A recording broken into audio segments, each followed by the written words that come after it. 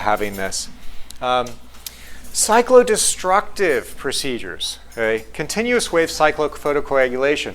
This has traditionally been reserved for those patients who have end-stage glaucoma where there's no potential for vision. It's just a blind, painful eye, and you'd place these laser spots transsclerally, you'd destroy the ciliary body, and you'd lower the pressure.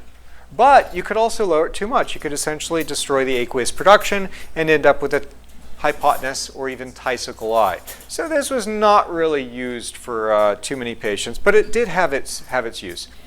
Then there's the Ab-Interno, the newer version, the endocyclophotocoagulation, or ECP. And the most exciting, I think, is the newest iteration of this, the Micropulse Cyclophotocoagulation, or MP3. So the Ab-Externo, which is from the outside of the eye, continuous wave cyclophotocoagulation, we just talked about that. It was pretty uncomfortable. No, it was downright painful. So you actually had to block the eye or put somebody under anesthesia.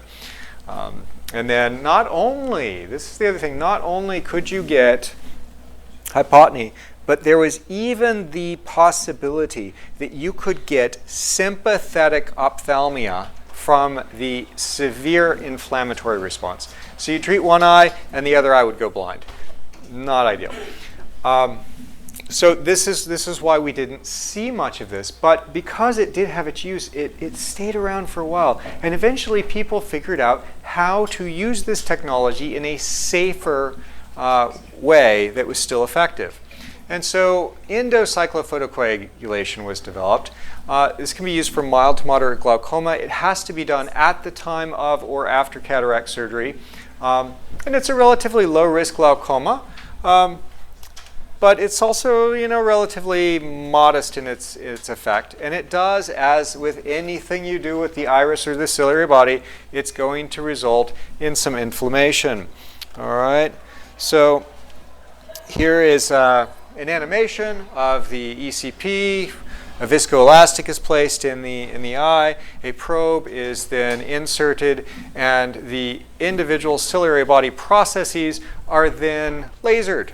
And the trick is to shrink them. You have to shrink them enough that the epithelium stops producing aqueous, but you don't want to actually pop them. And what happens is you see them shrink, and if you go beyond the shrinking, they pop like popcorn. And unfortunately, that pop is so incredibly pro-inflammatory that this procedure is very much surgeon dependent. So if the surgeon understands the nuances of the procedure, you can get a nice effect without too much inflammation.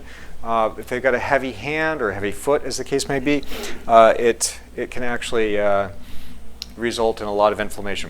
So the micropulse cyclophotocoagulation, this is, I think, as I said, one of the most exciting laser treatments that's available.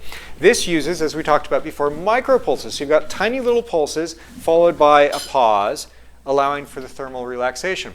So this was thought of as a gentler form of cyclophotocoagulation. Nobody really knew how it worked. I mean, if you're not destroying the ciliary body process, how in the world are you getting a reduction in aqueous? Well, it turns out you're not. It doesn't work by reducing aqueous. It works by pulling on the posterior trabecular meshwork and essentially enhancing outflow, just like pilocarpine.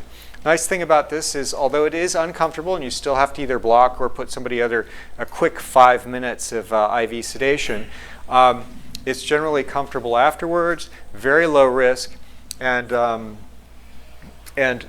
works well, as we'll see in a moment. So this is the slow application. The laser's chopped into micropulses. The early studies looked at patients who, just like with transscleral continuous wave cyclophotocoagulation, were kind of end-stage patients. You can see these are patients with pressures in the 40s, and they come down in the mid-20s, right? Since that time, they've also studied patients who have more reasonable pressures, and the studies seem to indicate that they do about as well in terms of the percent reduction. And this is the procedure. It's an external procedure. There's no incision. It does not have to be done under sterile conditions. Essentially, you make about 9 passes superiorly, 9 passes inferiorly of this laser. And It's not technically challenging, although it can be somewhat challenging in patients who have small palpebral fissures, because if you don't get the laser posterior enough, you can end up with a change in the pupil size and potential inflammation. And that's probably the reason why pupil dilation is relatively common.